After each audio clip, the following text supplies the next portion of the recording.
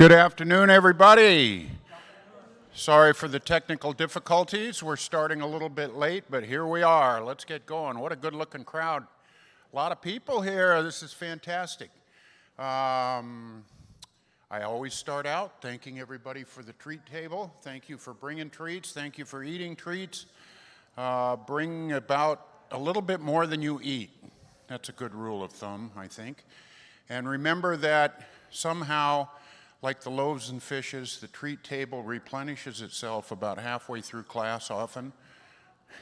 So if you think you've finished it, you haven't, get up and go find something. So I want to introduce a visitor we have this morning to class. Would you stand up and tell us your name again and tell us where you're from and why you're bothering to come here?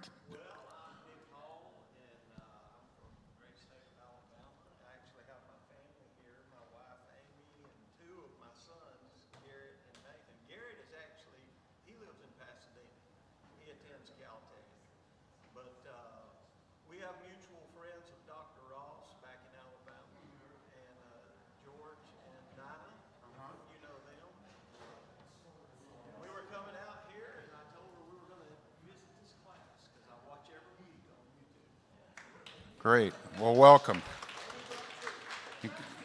You put up with all the nonsense in California for the bug-free, humidity-free, perfect weather that we have, right?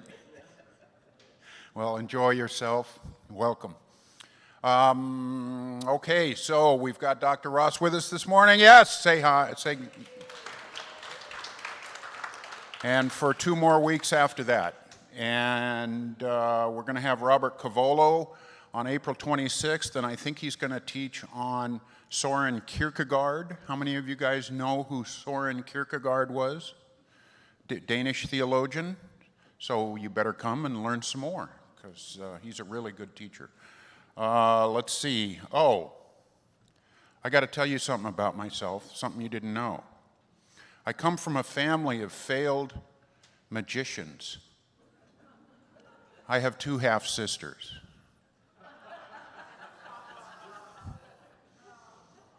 Is that good enough, Hugh? Yeah, okay. I have to sacrifice myself to tell dumb jokes because Hugh wants me up here. Say something that's funny. Okay, I did. All right, so I think that's everything on my list. Oh, RTB is 40 years old this year, right, Hugh? Are we going to have a big celebration RTB party, or what's going on? We did Saturday night. I guess I did. Are we going to do? We should do something in the class for that. Yeah. Okay. All right. Well, let's say a prayer, and we'll get to Dr. Ross. Oh. Thank you. Heavenly Father, thank you as always for this class. We're so grateful that we can worship you with our mind as well as our heart and our emotions. Thank you for Dr. Ross and his faithfulness and loyalty to this class and to you, Lord. Thank you for his teaching. He's awakened the whole world of apologetics to us, Lord. We're eternally grateful. Thank you for this weather. Thank you for these beautiful days. We ask your blessing on all of us as we listen to Dr. Ross. Bless him as he teaches us, and bless each of us as we go our way this afternoon. Thank you, Lord. In Jesus' very precious name, amen. Please welcome Dr. Hugh Ross. Well, thank you. And Ross was commenting on the weather here. Whenever my Canadian relatives would come down and visit us, they would say, "How do you ever get used to 365 perfect days a year?" And it's like, well, you do get to tolerate it. So, yeah. Well, welcome to the class. And it's always good to have new people in the class and new people to participate with us online. And again, I'm going to teach for about 30 minutes. Then we're going to have Q&A. We're going to alternate between people online and people that are here in person. And you can ask any question you want. It doesn't have to be on the theme what we're talking about right now. But I'm wondering if we can get the slides up. Are we having a problem with the slides? Do you want me to start it up again?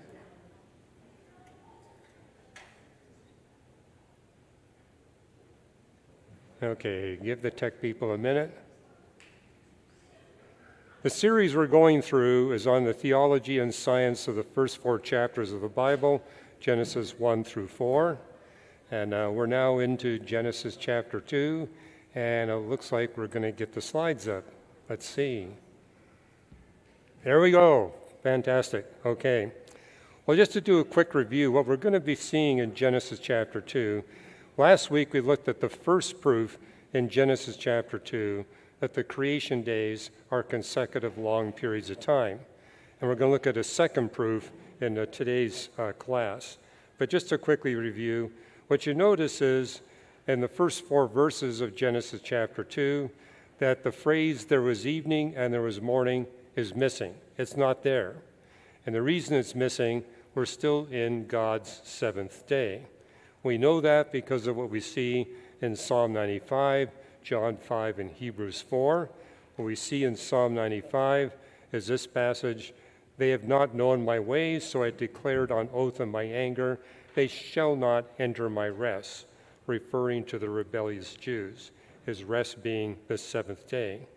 And when Jesus was confronted by the hypocritical religious leaders, he said to them, "My Father is always at work to this very day, and I too am working," making the point that the principle of the Sabbath is we work for 6 days, and on the 7th day we cease from our normal work to focus on the most important issues of life, and that is a work. It's a different kind of work.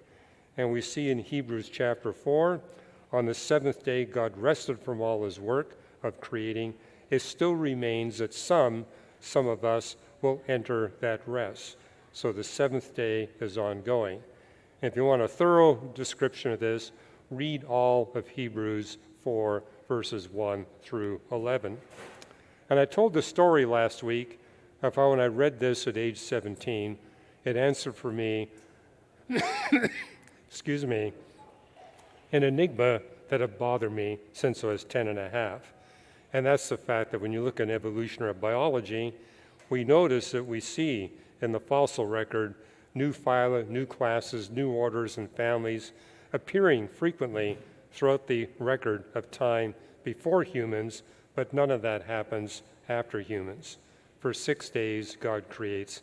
On the 7th day, he stops creating. And how that explains why you see a difference when you survey men and women of research science in the different scientific disciplines. How when you survey research mathematicians, over 80% believe in God and an afterlife. When you survey physical chemists, it's about 65% that believe in God and afterlife. Physicists and astronomers and geologists, it's about half. But when you get into the life sciences, and especially when you get into the social sciences, the percentage plummets. In the life sciences, it's around 25%. When you get into the social sciences, it's typically below 1%. And the point there is, when you're in the life sciences, and especially the social sciences, you're doing all your research on God's 7th day. And therefore, when you talk to some of the social sciences, they'll say, well, in my research, I see no evidence for God's supernatural interventions. Well, of course, they're doing the research on the wrong day. If you're looking at it in the human era, this is when God is at rest. Now, of course, not all life sciences are focusing their research on the human era, which is why you get a significantly higher percentage of people in the life sciences than you do in the social sciences. And this is where we ended up last week.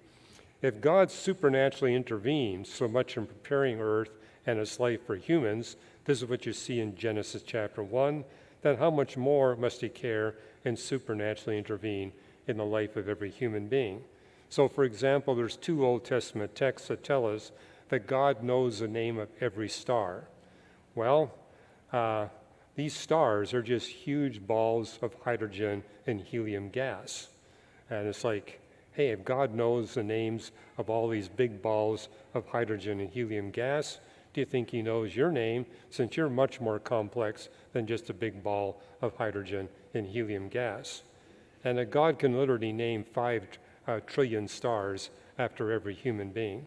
So if he knows the names of all the stars, I think he knows your name as well. And how God designed every aspect of the universe, earth and earth's past and present life for humanity's benefit and to equip humans to fulfill their destiny. In my book, Designed at the Core, I make the point that the universe and all of its subcomponents are designed not only to make possible the existence of human beings on a planet, to make possible billions of humans to live in one planet where those billions can be redeemed from their sin and evil. So that's a quick review of what we see in Genesis 1, what we covered last week. What I want to do today is focus on the main theme of Genesis 2, the fact that God has given us a mission. He basically takes Adam and says, this is the mission I have assigned to you, this is what you're responsible to do, and this is a mission that you need to bestow upon all of your progeny. So it's a mission for all of us. And this answers a question of why you have two side-by-side creation texts in the Bible. Genesis 1 has a physical focus, Genesis 2 has a spiritual focus. What we see in Genesis 1 is God creates three distinct kinds of life, physical life, soulish life, and last of all, spiritual life. And in Genesis 2 has a spiritual focus where God trains Adam how to manage the three different kinds of life that he's created. Basically, Genesis 1 ends with a charge to humanity. I'm putting you in control of the planet and all of its resources. You're to manage it for your benefit and the benefit of all life. But if you read what skeptics say about Genesis 2, they will claim that Genesis 2 contradicts Genesis 1, but it's because they think that Genesis 1 is giving us a chronology and Genesis 2 is repeating that chronology. It is true that you're getting a chronological story in Genesis 1 and a chronological story in Genesis 2, but it's a completely different chronology. So, for example, in Genesis chapter 1, the physical events are chronologically sequenced, but not the relational events. As you look at the end of Genesis chapter 1, you'll notice the chronological clues are missing when God's assigning authority and responsibility to human beings. In Genesis 2, it's the exact reverse. The physical events are not sequenced, but the spiritual events are. And so we see God's assignment of responsibility and authority being chronologically sequenced, but the physical events are not. And you notice in Genesis 1, you're getting a one-sentence statement about humanity's authority and responsibility. In Genesis 2, you're getting a whole chapter. And also, you look at Genesis 2, you're getting a single sentence description of the physical creation. The rest of the text is about the spiritual creation. So, for example, we see in Genesis chapter 2, it tells us in verse 5 that in Eden, before God planted the garden, there was no shrubs, plants, rain, or humans. Now, this is where skeptics will jump into the text and say, oh, the text here is saying God creates shrubs first, plants second, rain third, and humans last of all, and they say that contradicts Genesis chapter 1. What they're not realizing is there's no chronological clues about these four items. It's simply God picking four highlights from Genesis chapter 1 and not putting them into any intended chronological order. It's basically saying, hey, if you want the details, they're in Genesis chapter 1. But these are the highlights that are most significant for Adam and Eve doing what God intends them to do in the Garden of Eden. So it's a mistake to read Genesis 2:5 as a chronological series, and especially when you look at it in the original Hebrew, you can see the chronological clues. So like in Genesis chapter 1, you got numbered days. This is telling us that physical events are in a particular sequence. You have God stopping at the end of each day saying, and it was so, and it was so, being repeated throughout. That's a clue that we're to interpret this chronologically. And then you got the statement, it was good. It was good being repeated. So you have multiple clues in Genesis 1 telling us that the physical events are to be understood as a chronology. That's missing when you come to the physical events in Genesis 2, but what's present are the chronological clues for God assigning responsibility and authority. So that deals with one skeptical challenge of the text. A second skeptical challenge is people look at Genesis 2 and imply that there was no rain falling. Okay, did it rain? Well, it tells us it doesn't use the Hebrew word for rain, namely ed. Instead, it uses the Hebrew word matar.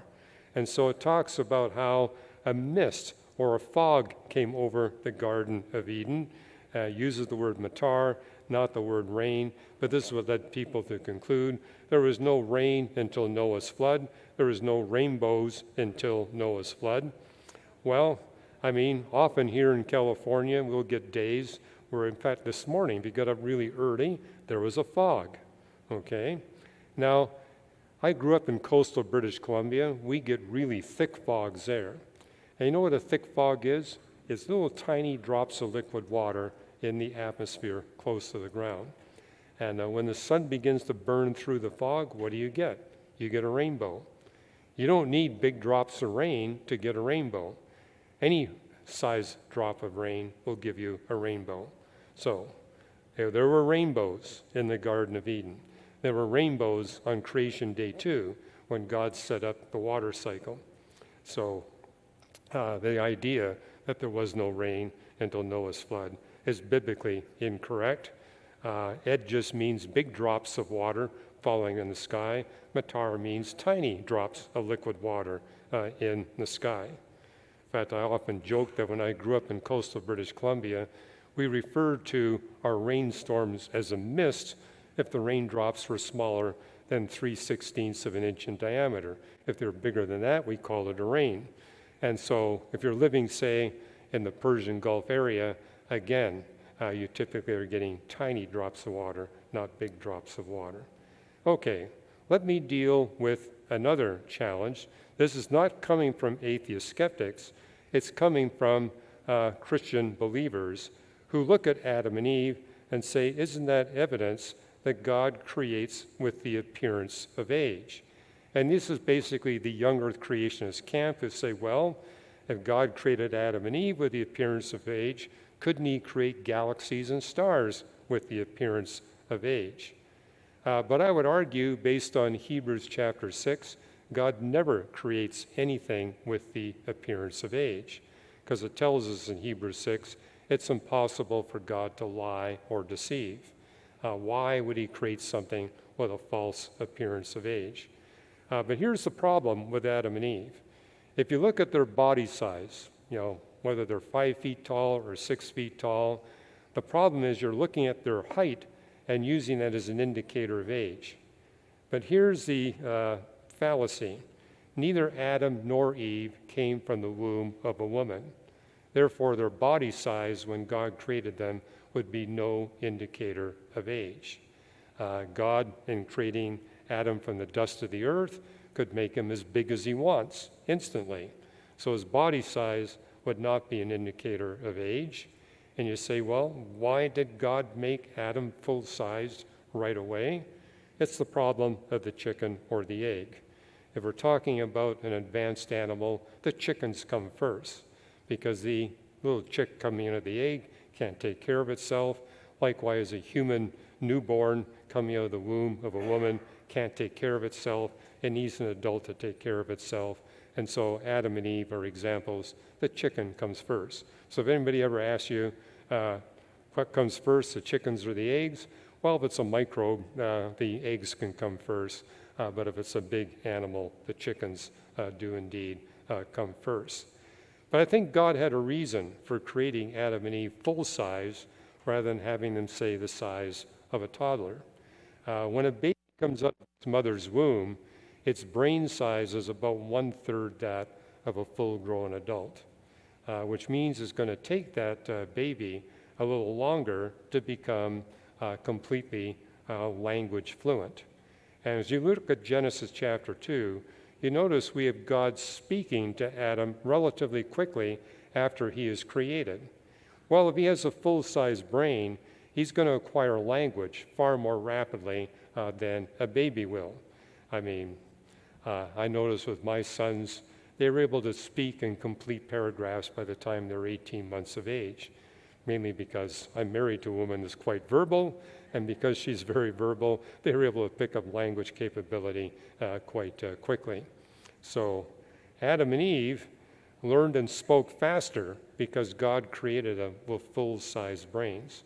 But the whole point is, Adam and Eve are not examples of God creating with the appearance of age because they're unique amongst humans.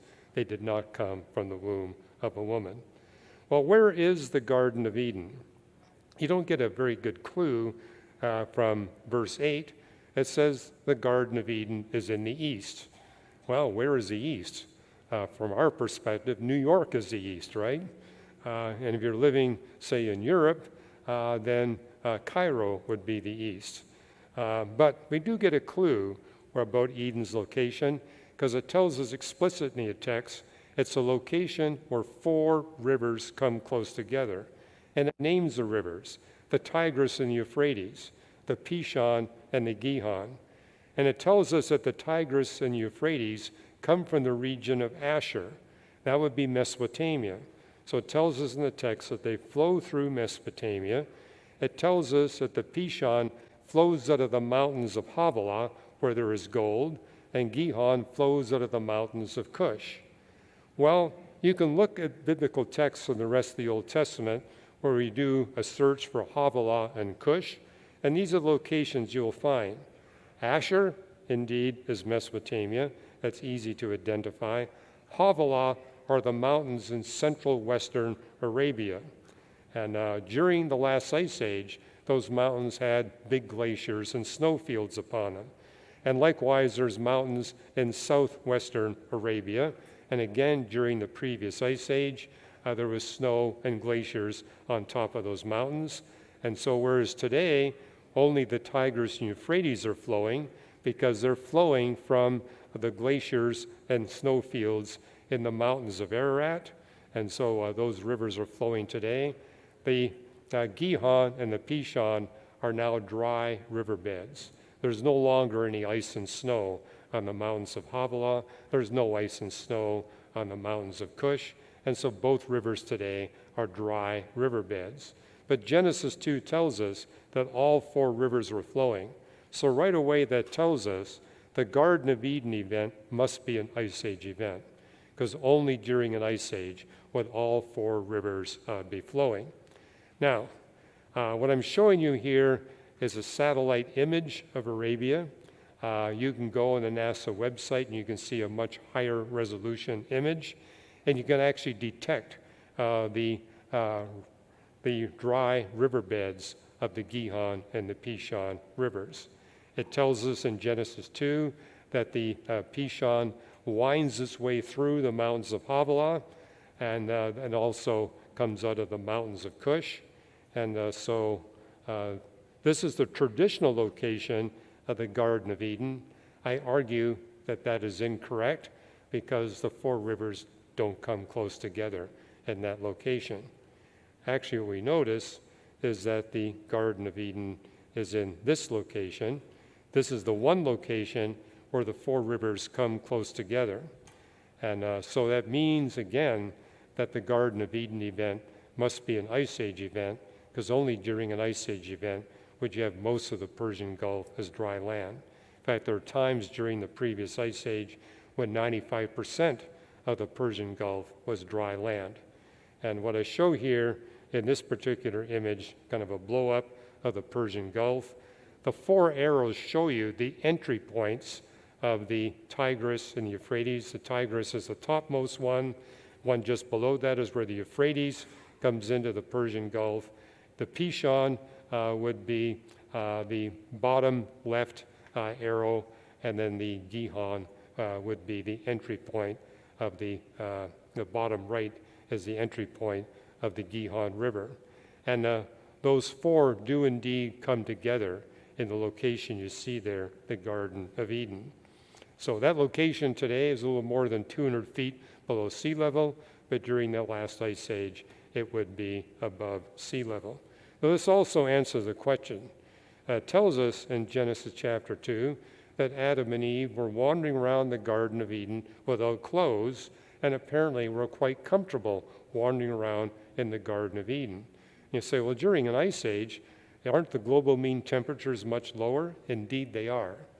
Quite a bit lower, as much as 10 degrees centigrade lower, 18 degrees Fahrenheit lower than they are today. But what we do know is the hottest place on Earth is the Persian Gulf. And that was true also during the last ice age. And so today, if you were in that location, you wouldn't be wandering around without clothes on. You'd be miserably hot. You'd be dying of heat stroke. And so you can live there in that region, but you better have the air conditioner on because it's really the hottest place on Earth. But during the last ice age, it would have been comfortable for humans to wander around without clothes on because during the ice age, the global mean temperature is so much lower than it is today. But that kind of gives you a rationale for why God planted this garden in this location and then created Adam and Eve and had them wandering around there without clothing. Okay, now, I mentioned at the beginning that what we see in Genesis chapter 2 is a second biblical proof that the creation days in Genesis chapter 1 are long periods of time. They're not 24 hours. The second proof comes from God introducing Adam to the three different kinds of life. And the first thing God does is that he creates Adam, not in the garden, he's created outside the garden. If you're ever wondering why God held Adam to greater account than Eve, Eve only witnessed the conditions of Eden. Adam saw both what life was like outside of Eden and life was like inside of Eden. So he noticed the contrast. Outside of Eden, you got thorns and thistles, and you got wild growth going on out there. Inside the garden, you have a garden planted by God, tended by God. And so it's like having a backyard like I have in San Dimas compared to what you see at Huntington Gardens. I can tell you there's a significant difference. And it's much more pleasant to be walking around Huntington Gardens than the backyard that I have. People always ask me, well, how do you find time to write all these books? I don't golf, I don't fish, and I do my best to avoid gardening. Okay. But Adam was created outside the garden. Then God put him in the garden. And what's the first thing the text tells us when Adam is put in the Garden of Eden? He has the opportunity to watch trees in the Garden of Eden grow. So right away, he's there long enough to see trees growing. And having seen the trees grow, God says, these trees are getting a little bit out of control. You need to tend the garden. And so God has Adam tending the Garden of Eden. Now, this is a garden planted by God. So you can imagine tending a garden planted by God, this is really going to be enjoyable gardening. It's not like trying to take care of my backyard. This is really an incredible garden, very beautiful. And so Adam be highly motivated to keep it in the condition that God gave it to him. And that's something God told him to do. And so I believe that he received a lot of pleasure and a lot of satisfaction from tending the Garden of Eden. Just maintaining the beauty of the garden must have given him great pleasure. But this is God introducing Adam to the physical creation. And then God was saying, there's more to the garden than just the physical creation. And this is where God has him introduced to the soulish creation. And so it tells us in the text that he is to examine all the animals in the garden and give them appropriate names. Now, what a lot of people miss, he's not really examining the cockroaches. He's not examining the houseflies. He's not examining, the creatures that are there, the salamanders.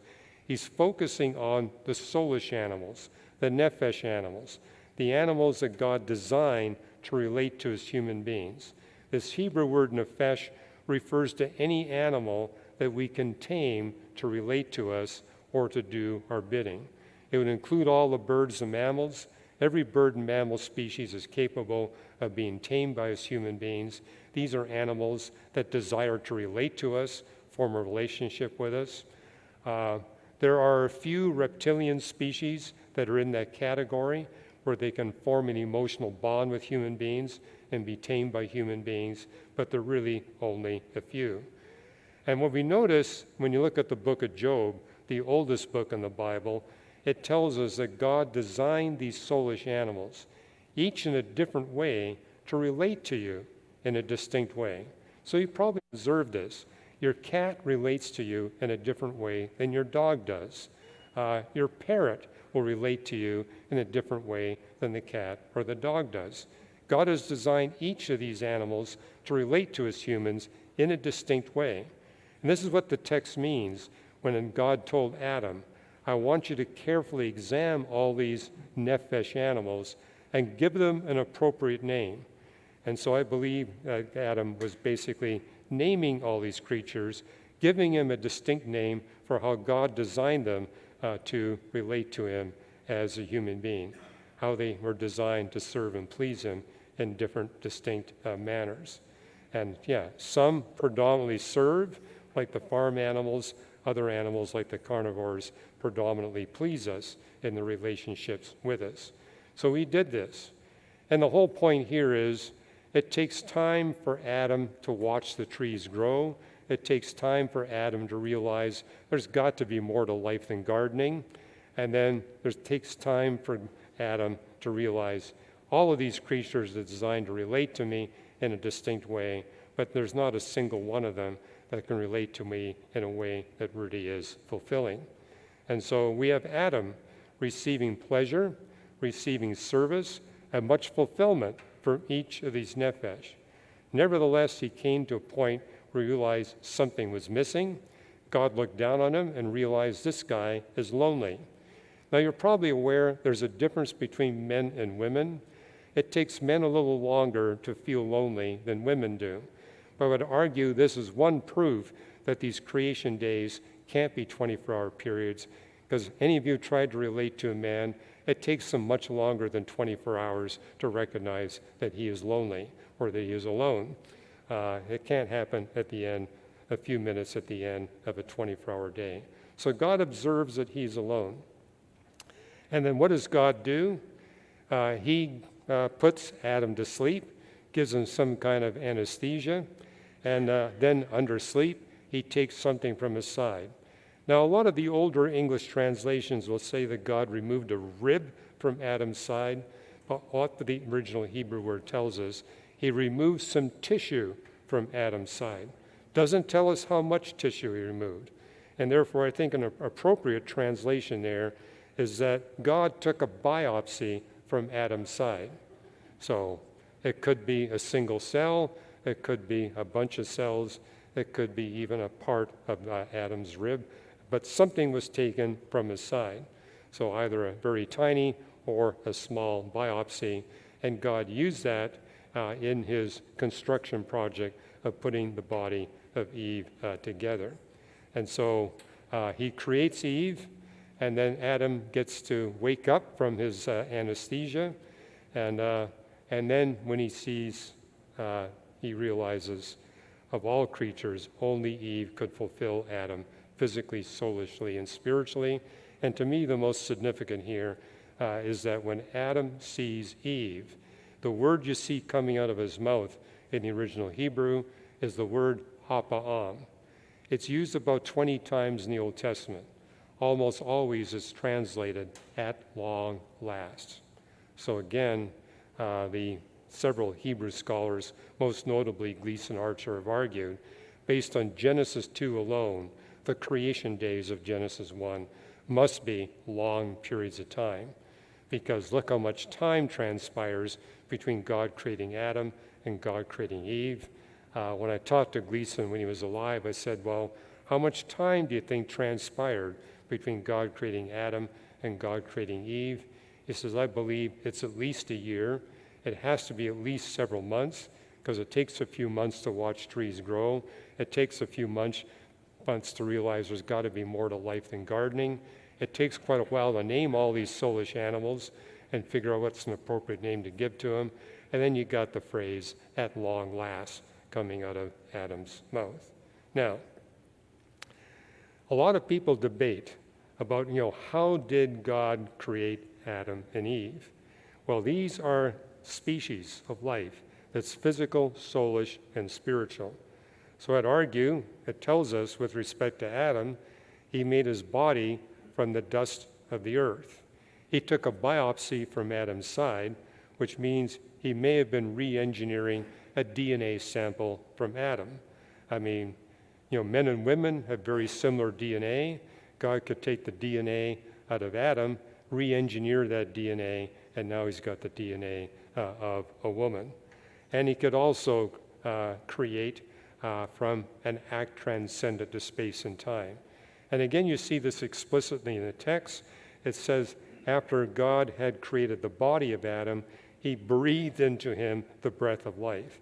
Basically saying, now I got this physical body, and with the physical body, God can step in and breathe the spirit into this physical body.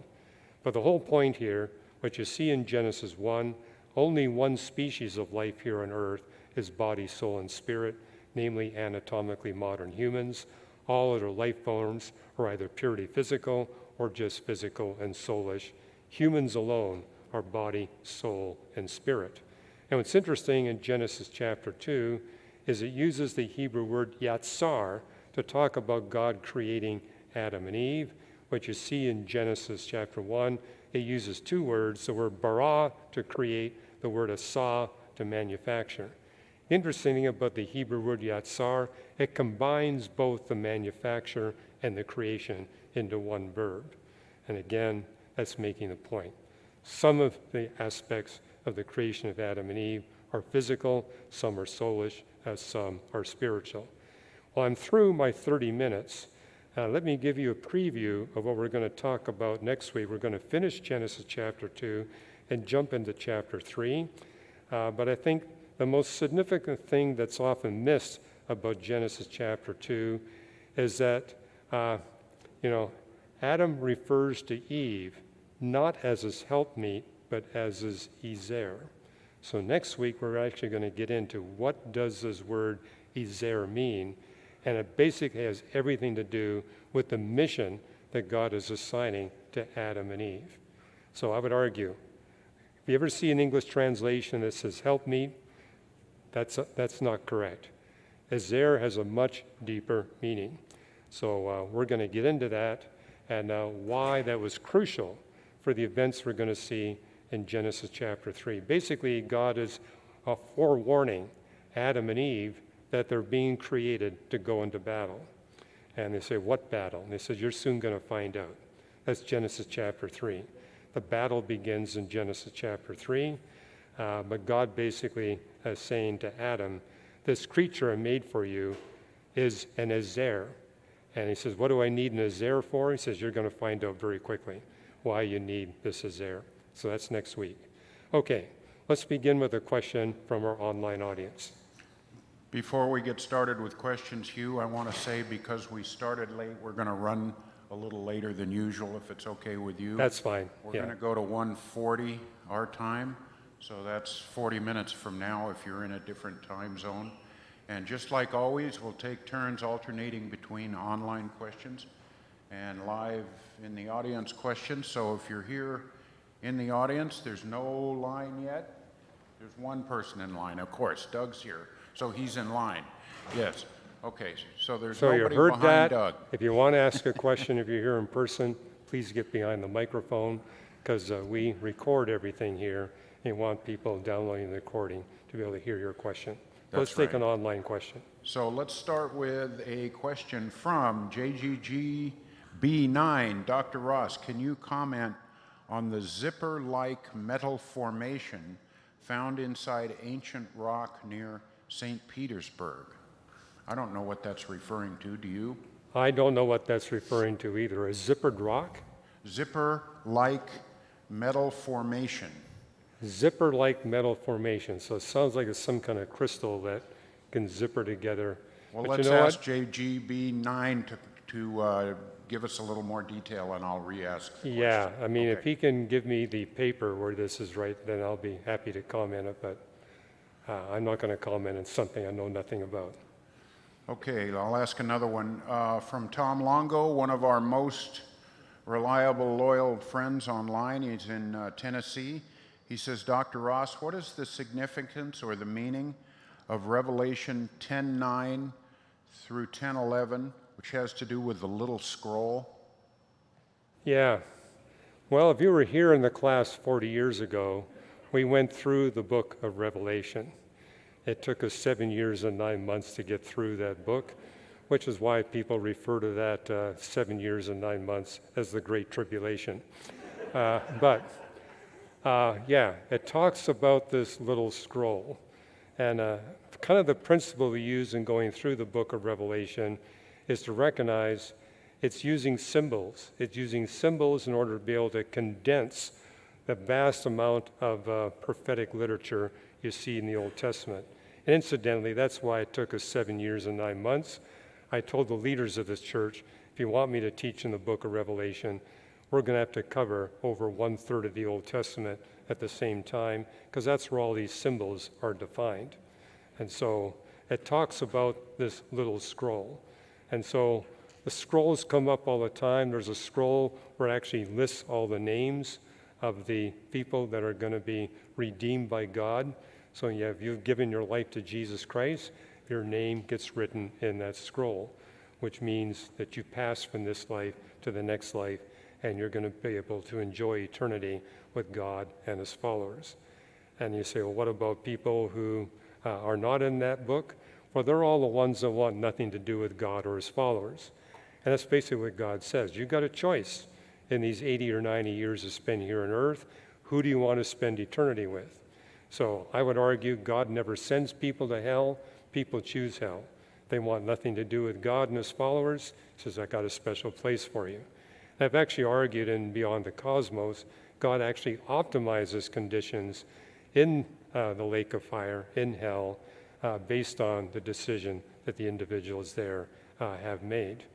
But it also talks about a scroll that's going to be revealed, that's going to basically tell us things we don't know yet. So when you're reading the book of Revelation, there's more than one scroll. And what you're seeing there in Revelation 10 is that there's going to be a scroll that's going to reveal things to humanity, and apparently even the angels themselves are going to be struck by what is revealed in that scroll. And so there is a scroll that's been hidden up until that time. It will be revealed, and it's going to have a stunning effect. If you want more insight on what's going on there, we do have the entire Revelation course that I taught 40 years ago on a set of MP3s, and you can download them for free at paradoxes.org. And if I can recall, I think we spent 2 whole Sundays going over that scroll. So I'll leave it at that. If you want the details, you can find it on that set of MP3s. Okay, Doug, what's your question?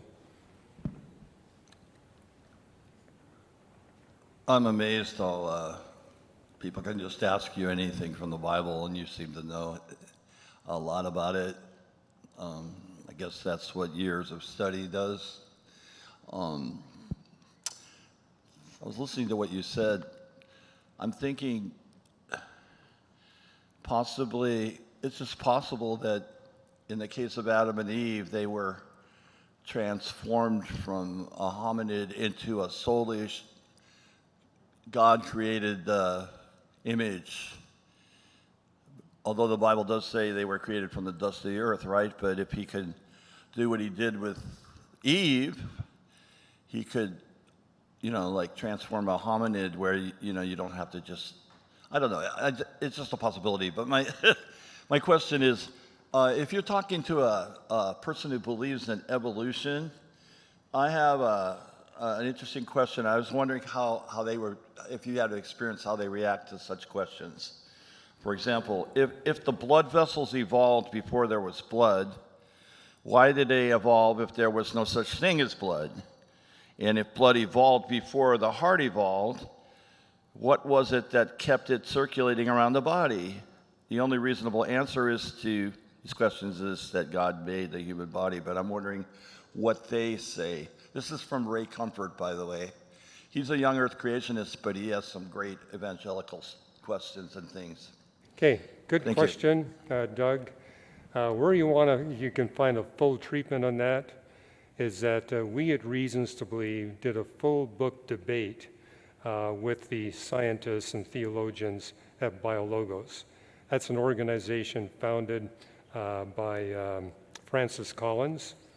And Francis Collins came to me years ago and said, this subject of science and creation and the Bible is highly controversial. Christians really tend to get quite vicious towards one another when they quote dialogue on this topic. He said, how about if our two organizations debate this topic, but where we treat one another the way the Bible tells us we should treat one another, with respect, gentleness, and charity.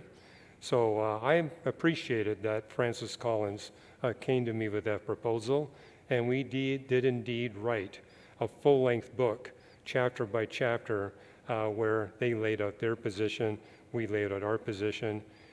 Each of us began by saying where we agree with one another, and then we're very forthright with where we disagreed. When we launched that book project, I thought, well, we're going to be disagreeing on the science much more than we're disagreeing the Bible. When we were done with the book, we realized it was the opposite. We agreed much more on the science, but we greatly disagreed on how we interpreted the Bible. On the other hand, the goal of Francis Collins and myself was achieved. The debate was charitable all the way through. But most of the debate was focused on the question that Doug brought up.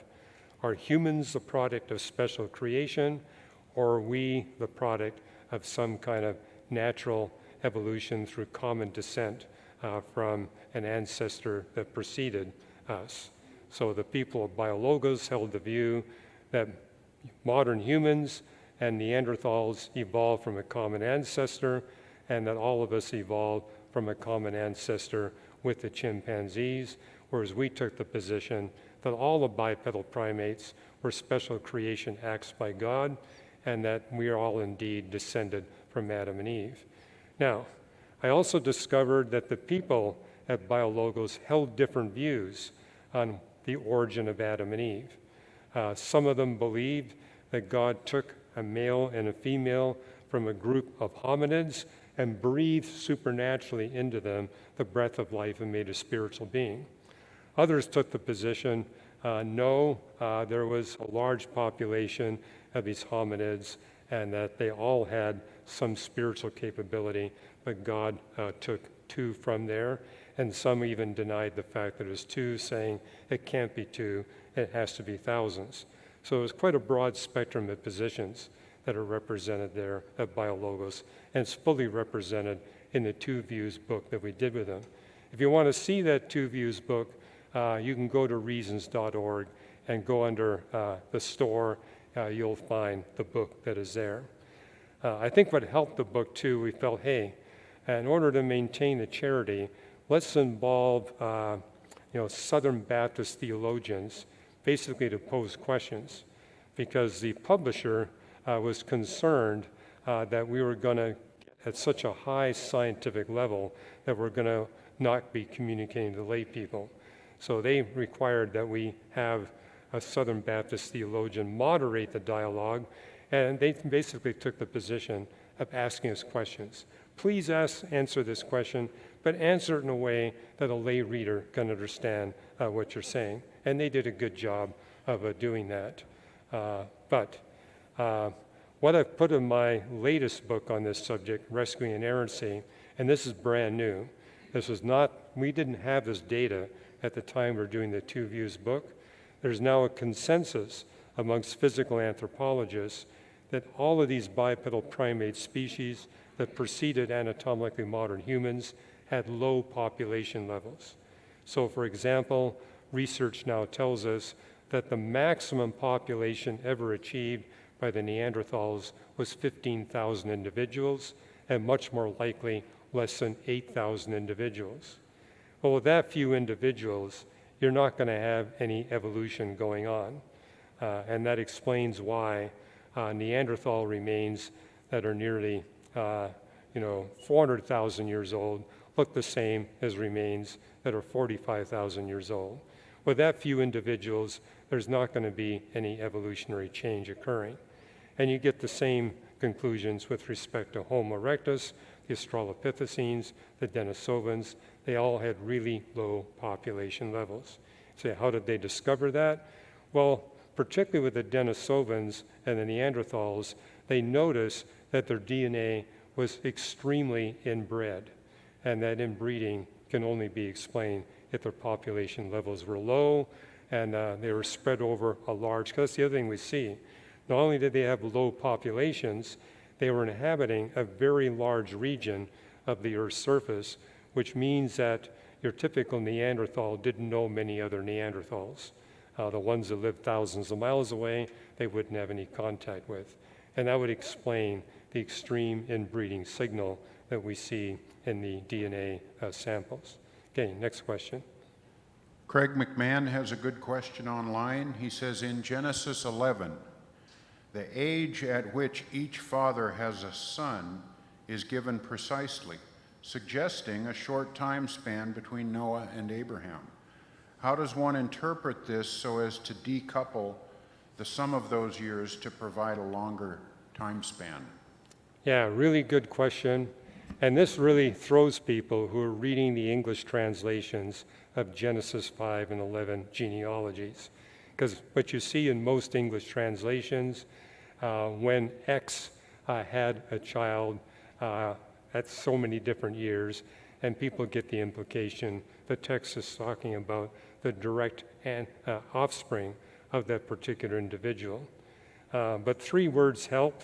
Okay, the word for father in biblical Hebrew, ab, also means grandfather, great-grandfather, great-great-grandfather. Likewise, the word for son, ben, means grandson, great-grandson, great-great-grandson, etc. So that alone allows, when it says X gave birth to Y, it could be X giving birth to Y, but X giving rise to a line that culminates or ends with Y. And it's based on the verb used there in the text, the verb yalad. And there are two individuals that are part of our volunteer scholar team, Hugh Henry and Dan Dyke. And they've written several articles you'll find at reasons.org. Does the verb yalad mean that there are no gaps in the genealogies? And I'll tell you their bottom line. They're saying it actually demonstrates there must be gaps in the Genesis 5 and 11 genealogies. Therefore, Genesis 5 and 11 should not be interpreted as calendars or clocks. And we know they can't be, because if you start from Adam and go forward to Noah, you get a different date for when Noah lived than if you start from Moses and go back to Noah. The two dates differ by 110 years if you assume there's no gaps in the genealogies. So based on that alone. But the whole point is Hebrew has a much smaller vocabulary than English, and therefore these nouns and verbs have much broader definitions. But yeah, go to the papers written by Hugh Henry and Dan Dyke at reasons.org. You'll get a full explanation. And incidentally, this is not debated amongst theologians who are fluent in biblical Hebrew. They all acknowledge, including even the young earth creationists among them, that Genesis 5 and Genesis 11 are not clocks, they're not calendars, there are gaps in the genealogies. The big debate is how many gaps are there in the genealogies? And incidentally, you got 11 names between Adam and Noah. In Luke, you got 10 names in Genesis chapter 5. So there again, that tells us there has to be some missing generations. Okay, next question. Good afternoon. Was Adam created with a penis from the beginning? Was Adam created without what? Penis? Penis? Without pain? Penis. Oh, without a penis. Or Yeah. was his body modified when Eve was created? Yeah. Well, again, that's like the question, did God create Adam with a belly button? I mean, the text doesn't tell us. But yes, God intended that Adam and Eve would immediately start producing children, because what do we see in Genesis chapter 1? God saying, multiply and fill the earth. So God intended that both Adam and Eve would be sexual and capable of producing a large number of children. So I would argue God did indeed create Adam with a penis. He created Eve with a vagina. His intent was they would be able to multiply and fill the earth. In fact, I have a chapter in my book, Navigating Genesis, making the point that Adam could have fulfilled that command while he was still alive. If it wasn't for the sin of murder, there would have been 17 billion people on the face of the earth long before Adam and Eve had finished out their life. That obviously didn't happen because of what we see in Genesis chapter 4. The vast majority of humans living before the flood had their lives terminated by being murdered by their fellow man. And again, what you see after the flood, God tells Noah, multiply and fill the earth. Only this time the command is much more direct and basically tells him, you've got to restrain this murder. I really do want you to multiply and fill the earth. And again, that's an indication. Humanity had not filled the earth at the time of Noah. So the flood of wiping out all of humanity doesn't have to be global because humanity at that time had not yet spread across all the land masses of the earth. Okay. Here's somebody with a great online handle, Hugh. They call themselves Beach Bum Zero. Okay. And Beach Bum Zero says, Dr. Ross, how would you answer an objection saying that Adam and Eve should not be held responsible for eating of the tree of the knowledge of good and evil because before they ate, they didn't know right from wrong? Okay. Yeah. God said there's this tree, the knowledge of good and evil, and he forbade them from eating of that tree. I believe God's intent was that he would instruct Adam and Eve about good and evil rather than having them personally experience the difference between good and evil. That's what happened when they ate of the tree of the knowledge of good and evil. They now personally experience the difference.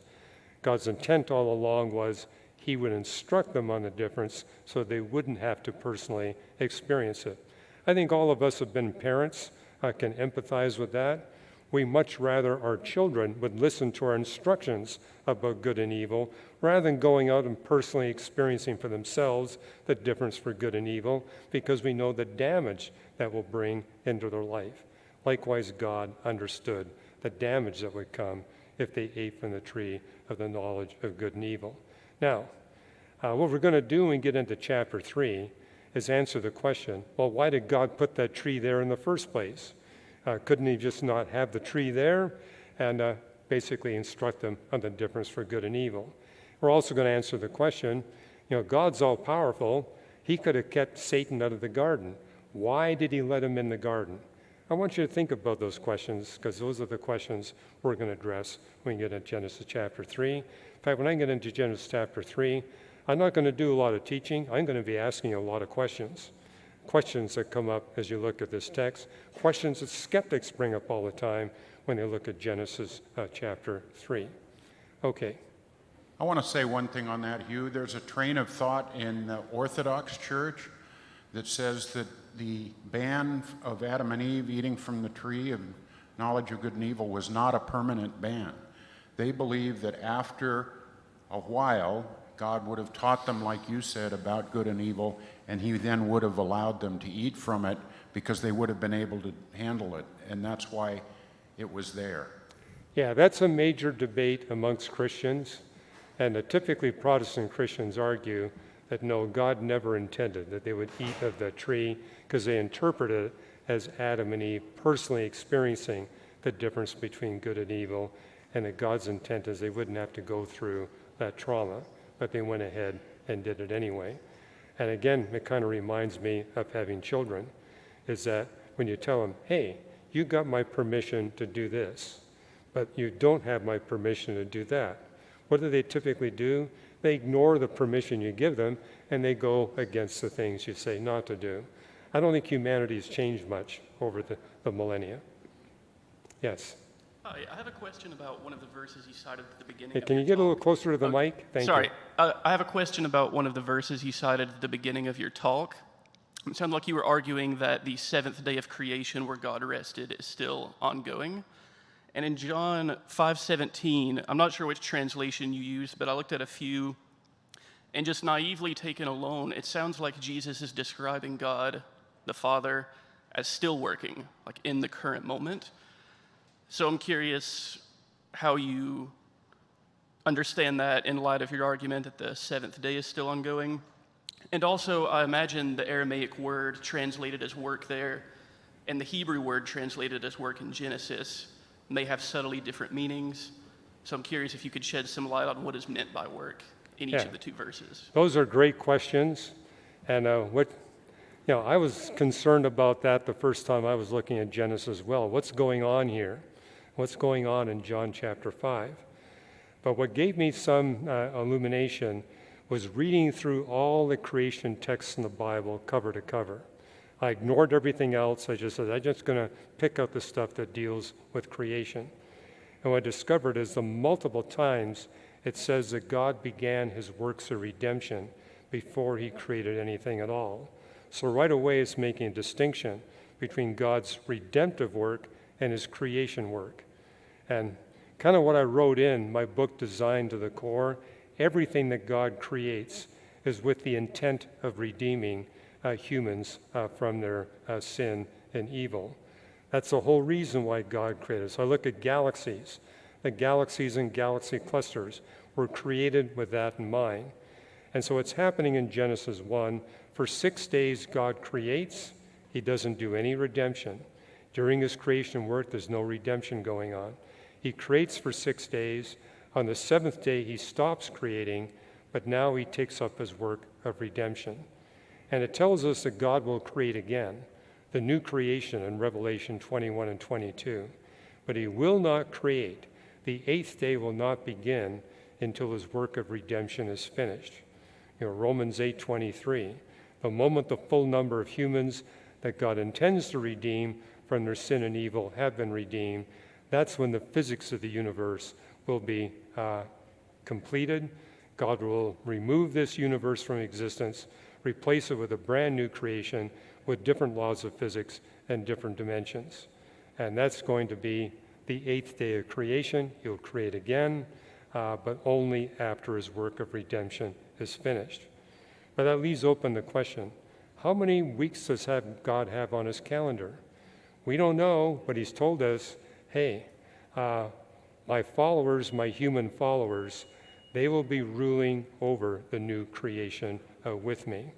And so whatever God creates there, we're going to be managing it. What I think is one reason why we see in Genesis 2, God is telling humanity, I've raised you up to manage the resources of planet Earth for your benefit and the benefit of all life, and that actually has a present benefit, but it's also saying this is going to train you for your future career in the new creation, where you're going to have a much more challenging job of management than you got in this creation. So kind of look at it this way.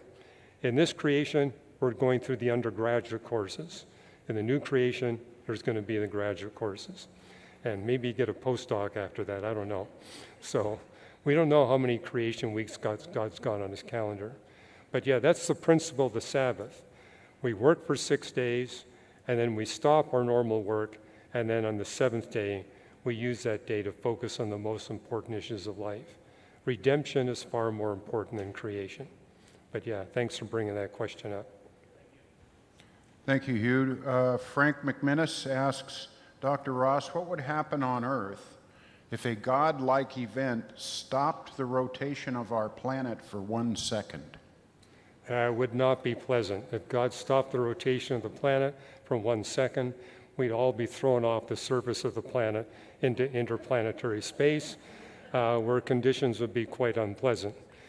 Basically, your body would explode when that would happen. So you're not something that I would look forward to. But don't worry.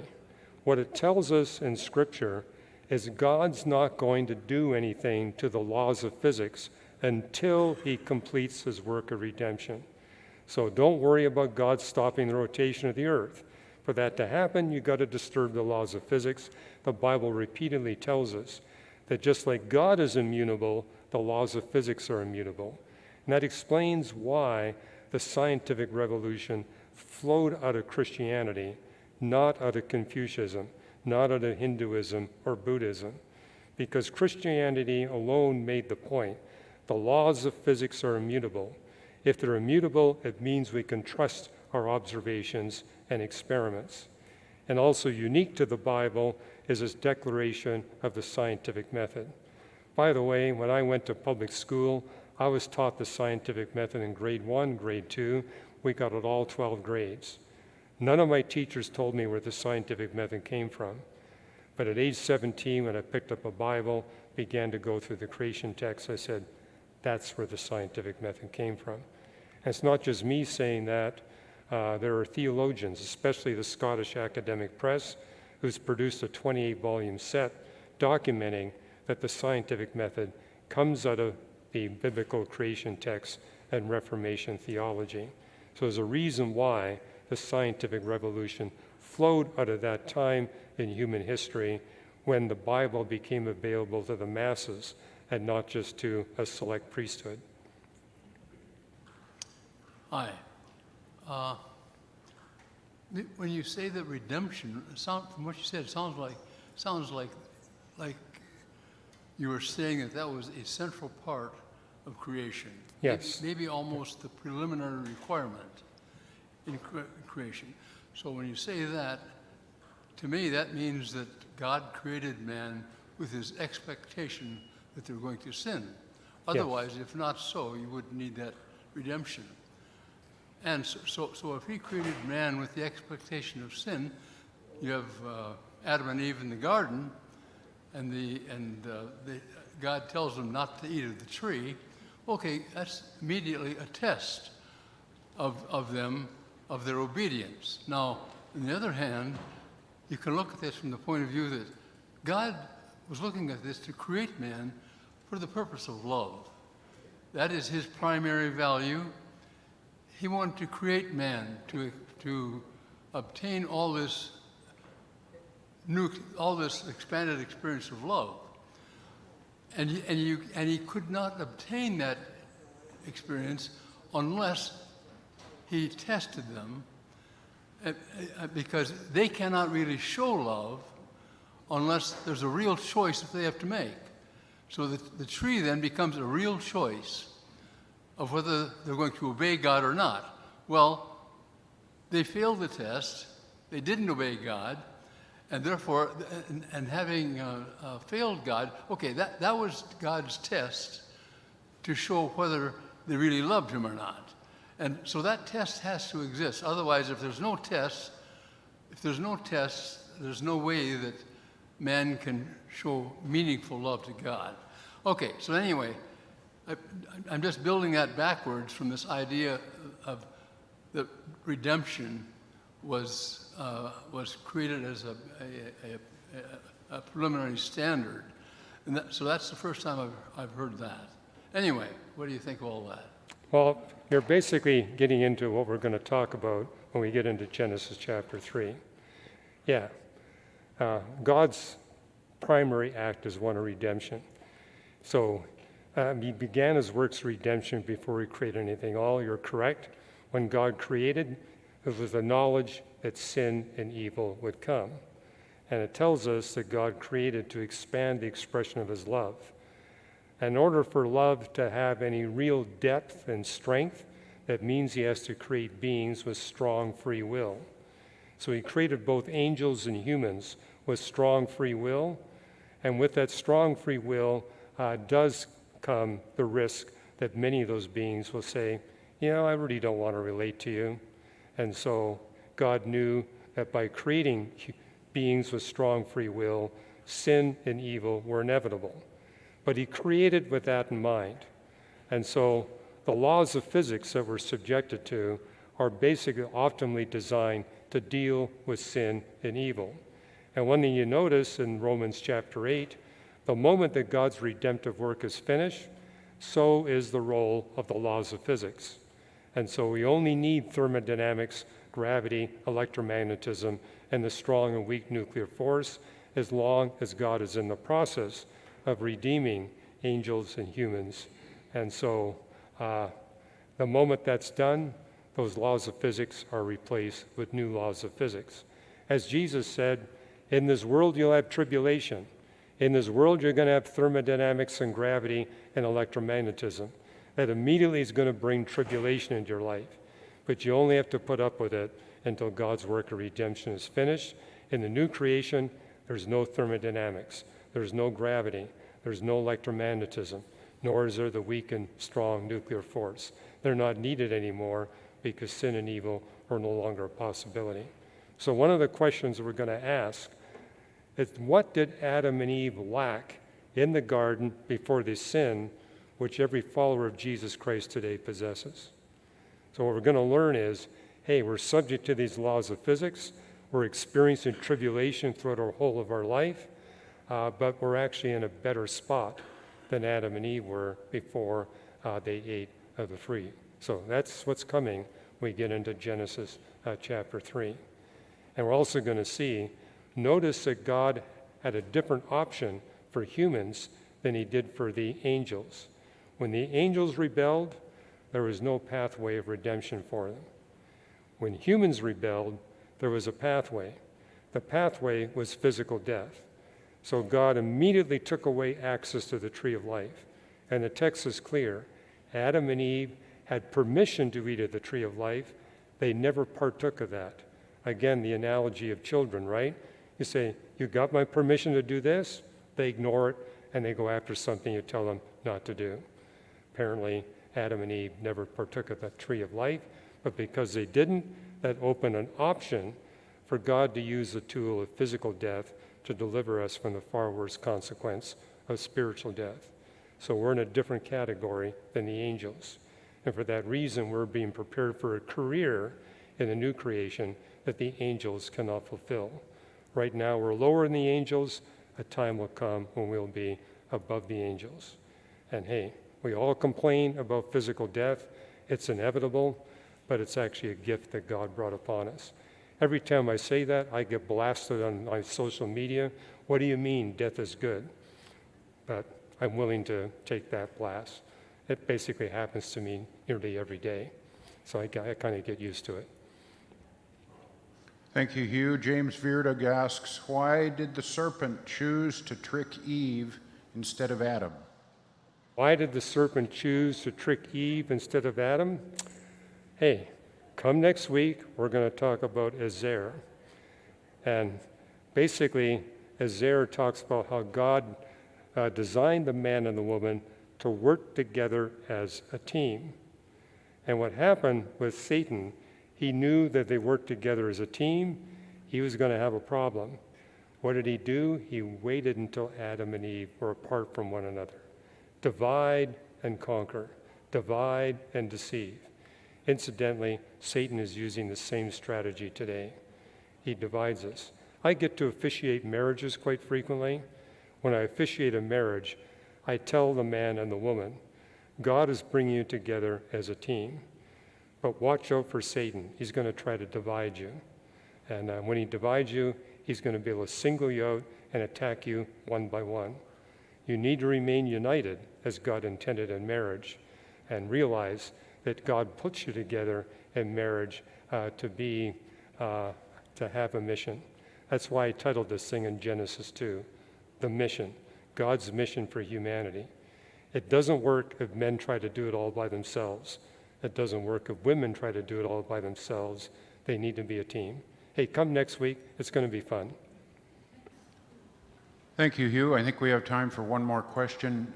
Sherwin Gibbons asked, can science give evidence that humans have souls? Can science give evidence that humans have souls? Probably where science has really contributed to this is the research that's been done on prayer. This actually came up in the debate I had at Caltech with Victor Stenger, because he was arguing in his studies of the literature, prayer has no benefit. Therefore, this idea that we humans have a soul or a spirit is purely bogus. We're simply physical. When we die, we go to the dust. We're no better off than a piece of dust or a piece of rock. Those were his last words in the debate. I remember looking out at the audience of skeptics and atheists there saying, remember one thing, you're nothing but cold nothing. You have no meaning, no purpose, no value. you're no better off than a rock or a piece of dust. I talked to him afterwards and said, you're the one honest atheist is here. There is nothing soulish and nothing spiritual. But I also shared with him, these papers you were citing about how prayer has no value, it depends who's praying. I mean, the studies he was citing is where they just gather people from all different belief backgrounds, put them together, had them pray for people in hospitals, double-blind studies, and basically show we don't see any difference whether they're prayed for or not prayed for. But there's several papers in scientific literature that says if you gather together Bible-believing Christians who believe in the power of prayer and do a double-blind study, the people being prayed for dramatically benefit from the prayers. So that right away gives you some evidence. There's something going on beyond the physical when that happens. And so, again, it's who is praying that makes the difference. And you say, what's the bottom line of those studies? The people prayed for, number one, they don't know whether or not they're being prayed for. So it really is the people praying don't know who they're praying for. The people being prayed for don't know that they're being prayed for. But the ones being prayed for by people, Christians who believe in the power of prayer, they recover 48 hours faster from surgery and their infirmities than people who are not being prayed for. And what they also notice is their behavior is radically different. They're responding very kindly to the nurses and doctors. They're joyful in their spirit, and they're reaching out to help other patients compared to the ones that are not being prayed for. So that is in the scientific literature, and you'll actually find an article I wrote on our website that gives you citations to those papers. So that's one example of how a scientific study is actually showing us there's something going on beyond the physical. But there's many other studies that are being done. There's actually whole journals in the scientific literature devoted to that. I would say too, Hugh, that all the evidence from near-death experiences gives us very powerful evidence that there's an immaterial soul that we have. There's actually a whole journal on near-death experiences. Right. And we had reasons to believe. We now have a member of our scholar community, Michael Sabom. He's a cardiologist, and he intended to write a book debunking near-death experiences. And as he did his research, he did a 180 and became a believer. And he's written 2 books on it now, and he describes people that claim to be conscious while they had an out-of-body experience. But he says what really persuaded him, there was this one woman, Pamela, who was undergoing surgery and claimed to have an out-of-body experience, but she was able to describe in detail instruments that were beyond the view of the body that was on the gurney, and describe in detail these instruments that would have been out of her view, but being out of the body, she could see them. So she described where she was able to see the instruments and describe them in detail. And so, if that happens once, you might say, well, maybe it happened to know about that kind of instrument ahead of time and just guessed it. But when you have a couple of hundred examples like that, you realize, no, there really is something to these near-death encounters. I personally had a cousin that had a near-death experience. He fell in a snowfield in Canada and was considered to be dead for 5 minutes, but he was resuscitated and came back. But he shared with me what he experienced during those 5 minutes. And he said, I had these amazing, wonderful conversations with people ahead of me that were Christians who had died that I knew personally. And I said, what I experienced in those 5 minutes, I thought for sure I'd been dead for a whole day, because those conversations were incredibly complex. He remembered them in detail. He shared them with me. And I said, John, what you experienced was leaving your body, but also leaving the constraint of being confined to a single dimension of time. And you were brought into geometric time, where you could have all these amazing, intimate conversations simultaneously. So yes, you were dead for 5 minutes, but what you experienced in our time frame was much longer than that. So yeah, I just gave you a couple of examples. There's all kinds of examples we can cite in the scientific literature showing there is something beyond the physical realm. And it tells us in Ecclesiastes 3:11, God is written eternity on the heart of every human being. This is something I noticed when I was participating in that weekend conference at Caltech, sponsored by the Skeptic Society. The 5 physicists that were speaking, claiming there was no God, also were claiming that they did have ultimate meaning and destiny in their life. They couldn't get around the fact that God had written on their heart, your life has value beyond these few decades here on earth. God has literally written eternity on the heart of every human being, which is why we're all compelled to think, what happens after I die? And does my life have value? So even these very committed atheists seem to have this sense, my life has meaning and purpose. The exception was Victor Stenger. He says, hey, if you really look at this logically and rationally, and there is no God, our lives have no value whatsoever. But it's hard to live with that. Thank you so much. Would you please close us in prayer? Yeah, my pleasure. Father in heaven, we thank you for this time that we can study these issues. Thank you for giving us a Sabbath where we can set aside our work and really dialogue and discuss with one another the really important issues of life. Lord, we all live here in America where people seem very much caught up in their work. Thank you that we live at a time in the history of humanity where technology and wealth is so great that we actually have really meaningful jobs, but may our jobs never get in the way of taking regular time aside to focus on the most important issues of life. And I pray to you would give us opportunities to encourage people we know to engage in us with these kind of dialogues. In Jesus' name, amen. Thank you.